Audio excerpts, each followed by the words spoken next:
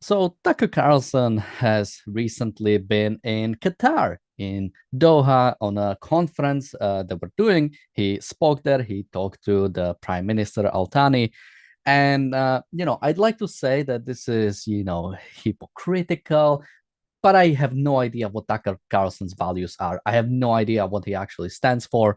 I don't know. On the title, I put America First, Tucker Carlson, because he seems to sometimes be talking about that, but only when it comes to Israel for some reason. When it comes to somebody else, no.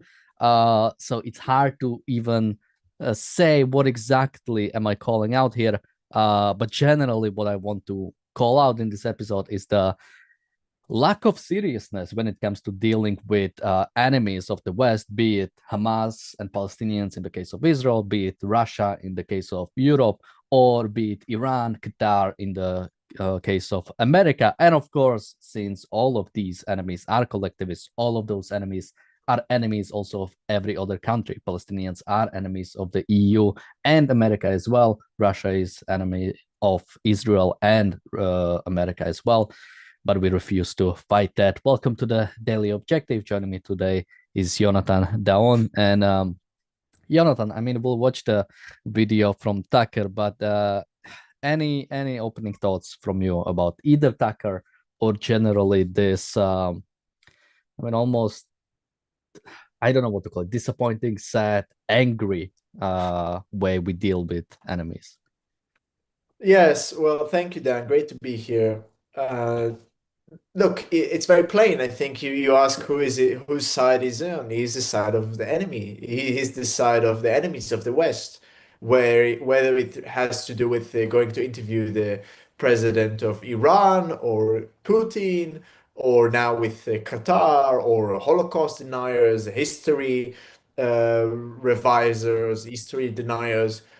He's consistently, if there's one thing he's consistent on, Dan, this person, is always siding with the enemies of the West. So I think it's time to say it very plainly. He stands for anti-Western values. He stands with Islam. He stands with environmentalism. He stands with history denial, Holocaust denial, flirts with Nazism, has Nazis on his show. Like this is as plain as it is. I'm sorry to say that, but he is an enemy of the West, enemy of America, of Europe, of Israel. Yeah, absolutely. I mean, you said that. I forgot. He interviewed the president of Iran. I forgot about that specific scenario. But yeah, that happened. And I think we've covered it. He interviewed President Pezeshkian. I mean, it is truly, I mean, it's crazy the fact that such a person, I mean, to some extent, I mean, he's an American citizen. We are for free speech, or generally the Western civilization stands for free speech. But at some point, I mean, Jesus Christ, dealing with, giving propaganda to enemies of America. I mean, when is Xi Jinping? When is Kim Jong-un coming? It's crazy, They're but they're on the queue. I mean, I'm sure, although I'm not sure if I ever heard Tucker specifically talk positively about China. So maybe pragmatically he is against China for some reason, but maybe we're not that far away from that as well. But let's take a look at the actual clip. Last question. I've been personally, not to make it about me, but I have been criticized as being a tool of Qatar. And I just want to say what you already know, which is I've never taken anything from your country and don't plan to. I am, however, tomorrow buying a place in Qatar, both because I am pay a high check in Doha, yeah, and I'm doing that because I like the city. I think it's beautiful, but also to make the statement that I'm an American and a free man, and I'll be wherever I want to be. So, they say I'm a tool of Qatar. Anyway, here is why I'm buying a property in Qatar. And, what was that?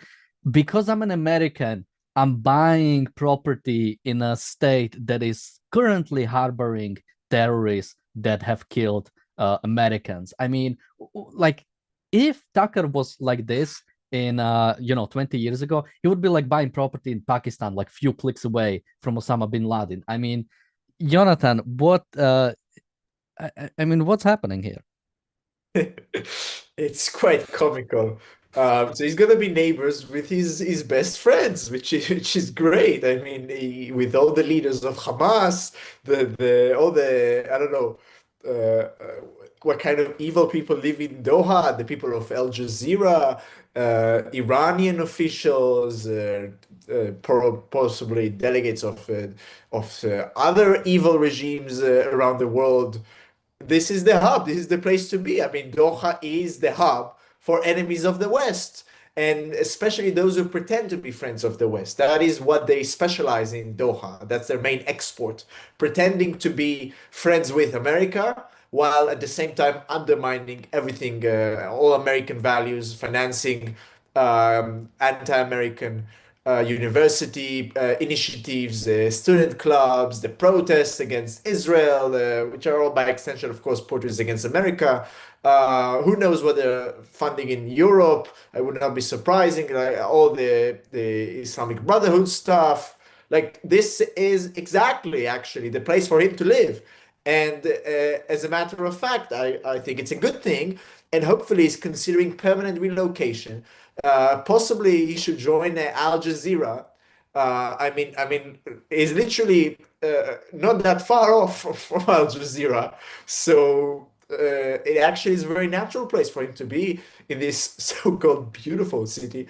I just really hope that Israel does try makes right with its failed bombing of Doha and completes the job against our enemies who live there, mainly the leaders of Hamas, whatever is left of them. But if he's there and he happened to be collateral damage, I would not be too sad about that.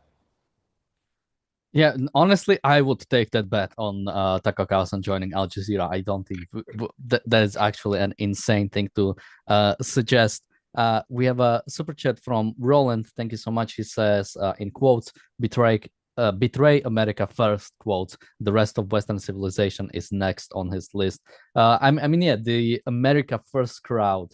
Or hate America first crowd, blame America first crowd. That's what it's called. Absolutely is there. I mean, it's incredible. Somebody says, is he principled enough to be called anti-Western? Think a case can be made. He's doing it for cash or money. I mean, he's so consistently like Tucker Carlson is just to bring up like things from like few weeks ago, basically. Tucker Carlson like praised Maduro's regime and said it's like basically because they are socially conservative for him. That is like something to be praised about them. I mean, his people can look up the Putin interview. His constant praise for Russia. When I mean, when he was asked about Sharia law, he's like, "Well, what's so bad about Sharia law? I mean, it's just a system of governance, like like the English common law. What is there? Is there any difference there?" So, and we have one more super chat from Bonnie. Thank you so much. So I think this is, oh, and when it comes to him being like bought, even if he is, which I don't think he is, I think even if you look at stuff from like 20 years ago, I think there were inklings there that he would eventually become something like this. The corrupt epistemology, the anti-American, the anti-capitalist, especially attitudes were there already. So I think you could predict this happening. And even if he was bought, he has listeners, right? He has one of the biggest podcasts. People are listening to him. People are resonating with this kind of message. So, large parts of the Republican Party, J.D. Vance wing, right, are becoming this like this isolationist, this anti, pretty much fighting any enemies of America. Yeah, that kind of thing is becoming more and more popular, which is scary. Yeah, Abs- Jonathan. And Absolutely. Look, I think this whole claim of being bought by this, being bought by that is lazy. Like, being bought is not the issue. Like, whether or not he's paid or not by Qatar, it's not the issue. He is promoting evil ideas, and that is in itself far worse than being bought by, but being paid by whatever institution. That is not the same level of severity to actively promote and propagate evil ideologies ideas that include anti-Semitism, conspiracy theories, like just irrationalism. He spreads irrationalism into American youth in a way that is possibly as bad as the universities do to American youth. Like the things that go on in his podcast are utterly insane. To say that he's doing that for money, that's not it's not as bad as actually doing whatever he's doing. Like, so if he gets money off of it, as if getting money is bad, getting money is a good thing actually. So I wouldn't focus so much on that. Just focus on what is he doing? What is he talking about? What are his ideas? And attack him on that. I think that's much more relevant. Yeah, and also fundamentally, it doesn't matter, right? Once Western civilization, and hopefully it doesn't, but if it ever collapse, would it matter? Oh, it's okay. They only did it for money. They didn't did it for ideological reasons, right? It's well, it's gone. It doesn't matter the reasons for it. But people who watch the channel for a few weeks ago, I have been actually mentioning one of the clips with Gary Kasparov, who I admire a lot. And let's actually watch the clip since I now have it. The whole clip is about 3 minutes, but we'll only watch like the first minute or so. This is the best show Putin can hope for. Not a single straight answer. It's not about how many weapons you have, ammunition. It's, are you willing to fight and die? Oh, it's nice. You have a Canadian-led brigade in Latvia. What's the order for this brigade? Will they shoot if Russians cross the border? We know the answer. It will take ages to negotiate. I still didn't hear a clear response to, it's not, I can't even imagine this. How can we discuss seriously the deal made by Trump's business partner? It's a real estate deal to enrich Trump's family and sell Ukraine. And how can we seriously discuss that Ukraine will have to give up fortifications that are saving Europe? We're celebrating NATO. NATO is not strong. NATO doesn't exist. It's a fake. It's NATO, 4 letters. The reason you are still sitting here and celebrating it, Ukraine is dying every minute. It's a massive sacrifice.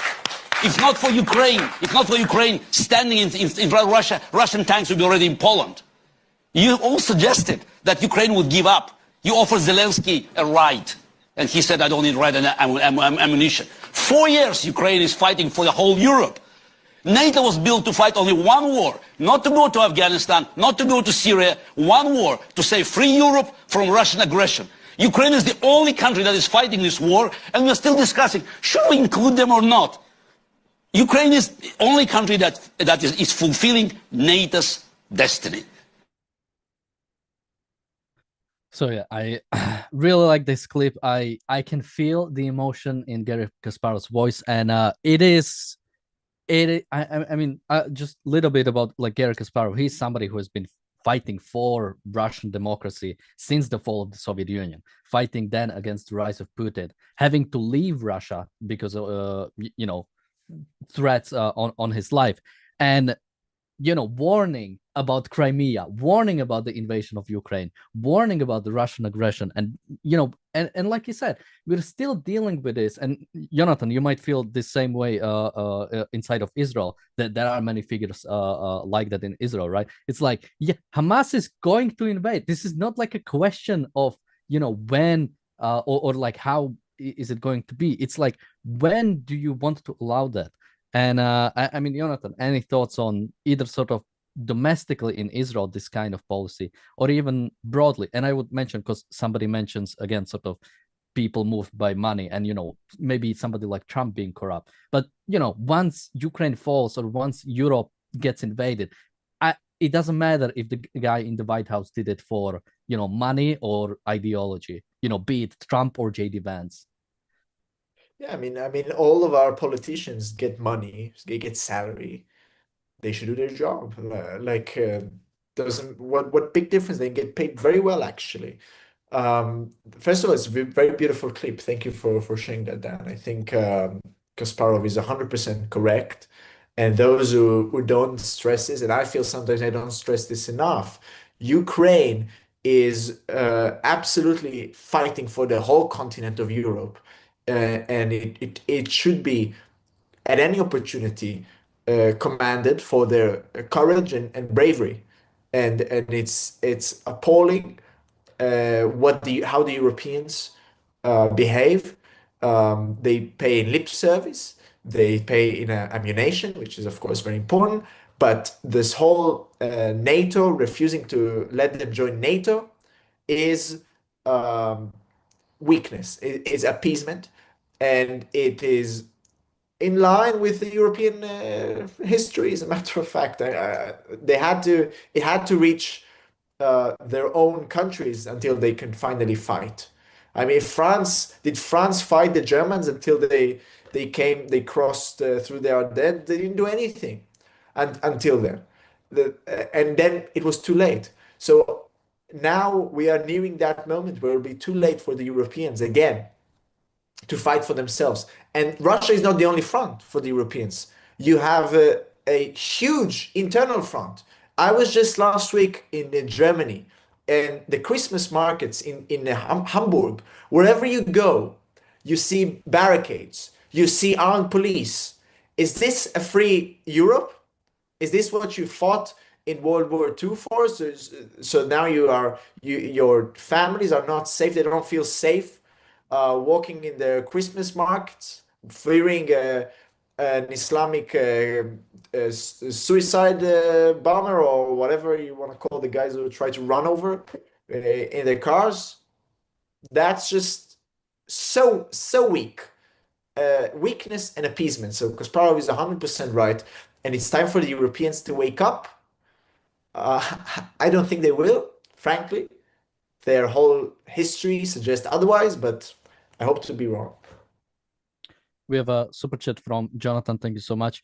And yeah, the reason why I wanted to connect to this is I think it's the same issue. I think people like Tucker are able to basically have an audience, have people to watch him because nobody's actually fighting them, right? It's well, you know, if this is the way you deal with Russia, that you don't really help Ukraine, or you barely do, you don't really even call out Russia as an enemy. I mean, again, like I try to remind that like every single day, Russia is like, or Russian hackers are attacking like energy grid in America, are interfering in American elections. I mean, look at the, recently there was the story of on X, people's location was revealed. Look at the amount of people like being based in Russia, the Russian bots, the bot farms, Russia helping Iran, helping the Houthis, killing people inside of the UK. What was the response of the UK to that? We'll sanction some people. Russia will still have embassy in the UK, but it will sanction some people. How many, sanction packages were there? And still, for some reason, we are trading with Russia, like 26 sanction packages or something, and we are still dealing with that. So yeah, absolutely. People like Tucker would get people watching them if nobody's willing to really look at the enemies of the West, and it doesn't even take much, right? When it comes to dealing with Russia, we are not talking even about most likely a single American or even EU life being lost. It just means, funding Ukraine. It just means giving them everything necessary so they can fully fight, giving them the long range tools, right?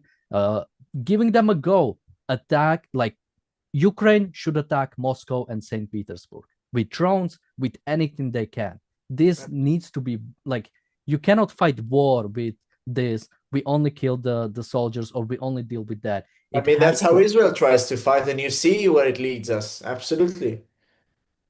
Yeah, absolutely. So, and yeah, sort of going back to Israel, right? It cannot be that the way you fight evil, and again, it's not just Hamas.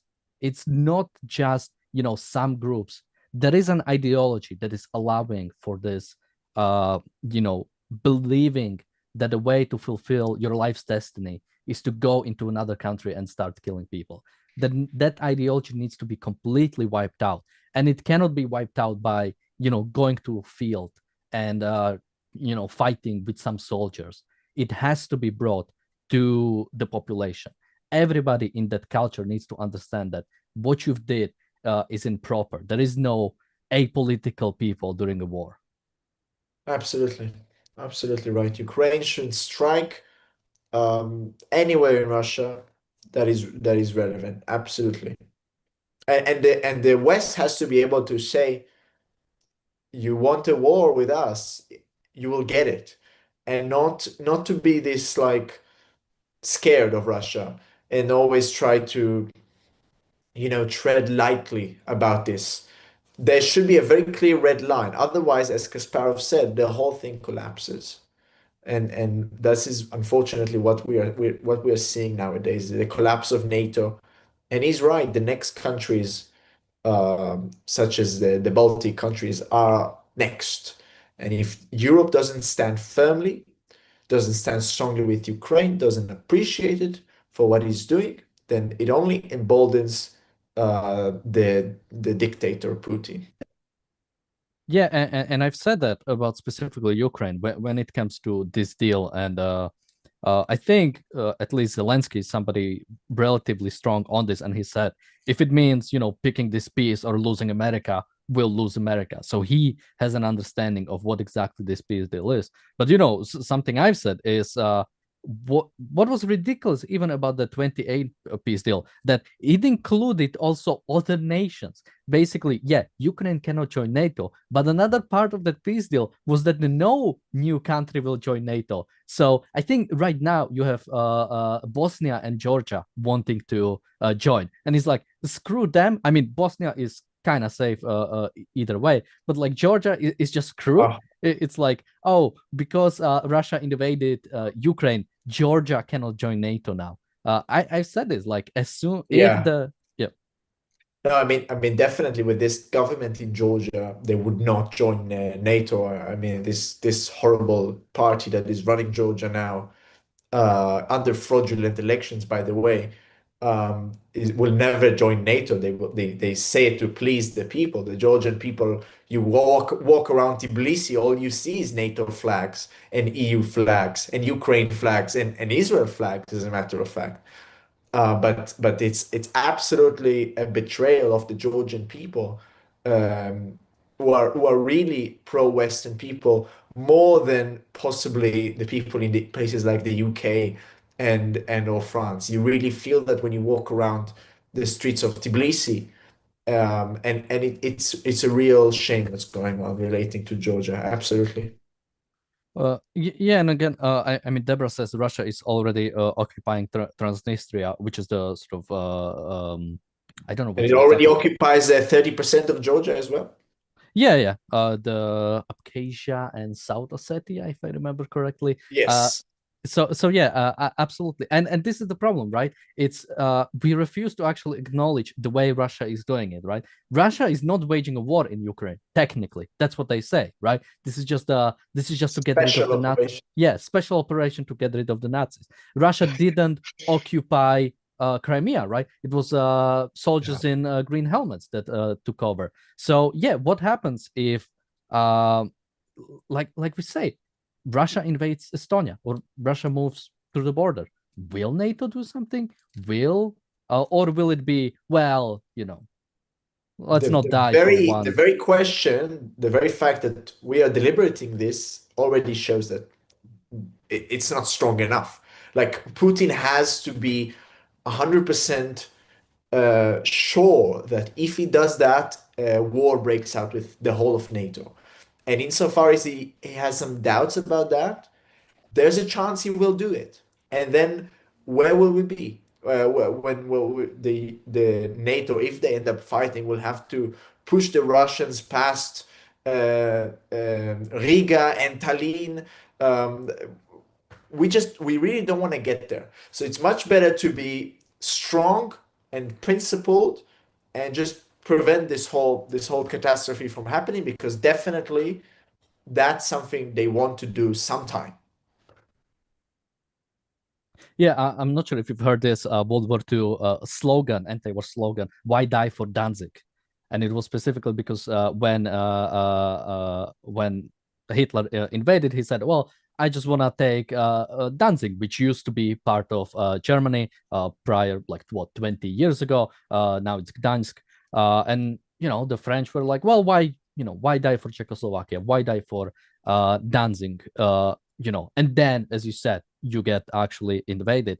And this is the thing, like it takes so little to actually stand up to these people. Like, I'm not sure if you've seen the Japanese prime minister. For the first time ever, she said that, oh yeah, if Taiwan is an independent country, and if Russia invades Taiwan, we will help them.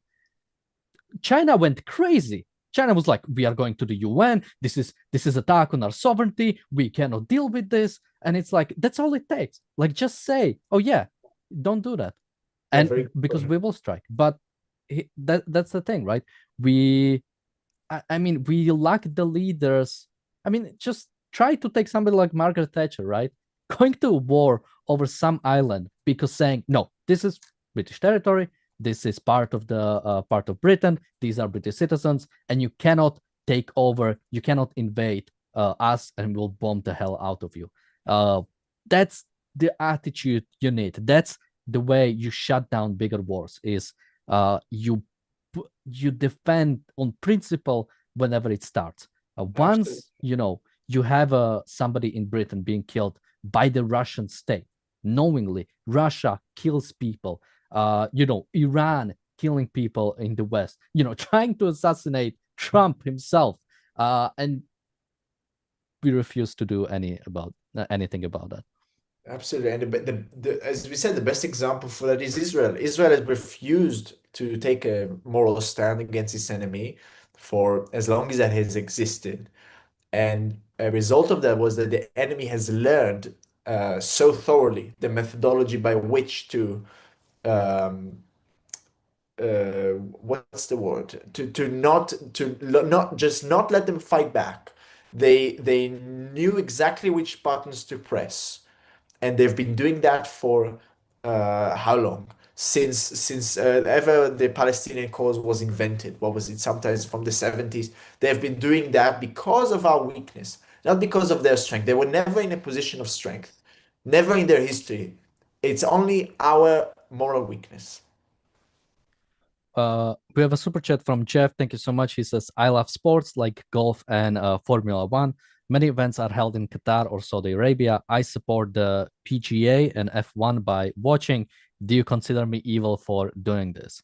I'll go to you, Jonathan, on that, but my thoughts are generally, I think boycotting is a very personal thing that depends on your values, and it's hard to really describe somebody. I mean, if I use my examples, any comic that went into Riyadh, I'm not watching any of them. I liked some of them. I'm not watching any of them. I cannot support that amount of sanction. I think it's something you have to take.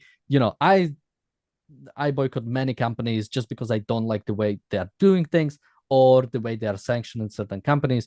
But again, it's a very personal thing. It's hard to, especially condemn somebody as evil. I think you have to look at, it's on you. You have to look at your own values. Do you think you are compromising your own beliefs by doing something like that? Are there alternatives to do so? Because, it's hard for me to say you shouldn't watch it as somebody who doesn't care about either of those sports. Yeah, evil is too strong of a word to apply. I think in this context, watching something on television, I don't think hurts anybody in a way that will constitute us to use evil is a very strong word, and I don't want to use it or people to use it too lightly. I watched the World Cup that happened in Qatar. I watched it. I liked the World Cup. It's an exciting tournament. Does it make me evil? I don't think so. To go there or to actively promote this experience, this is morally ambiguous, to put it mildly. That is a sanction, actually, to go there and to pay for them and to take part. That is probably, but just watching it passively on the telly, I wouldn't go that far. But as Dan said, it's a thin line. But I don't think it's such a big deal to watch it on the television. Yeah, I know we discussed the Qatar specifically, and I know some people boycotted it, which again, I think, well, it's a person, like I'd say, as with any sort of, you cannot replace your own thinking. You have to look at what are your values. You have to focus it, you have to look at what are you actually committing by doing that. I have an example of I think something that I would definitely support is anti-BDS action. In the London right now, there was a donatelier, a donut shop that has been picketed by some pro-Palestinians. I'm planning to go in London in few days, and you bet I'm going to buy some donuts from that store. So I think you should project your values in your life, and it's on you to see what is the best way to go about it. Very good. But I would just say on this issue, don't become a martyr for these things. It's not that big deal. I don't think it is.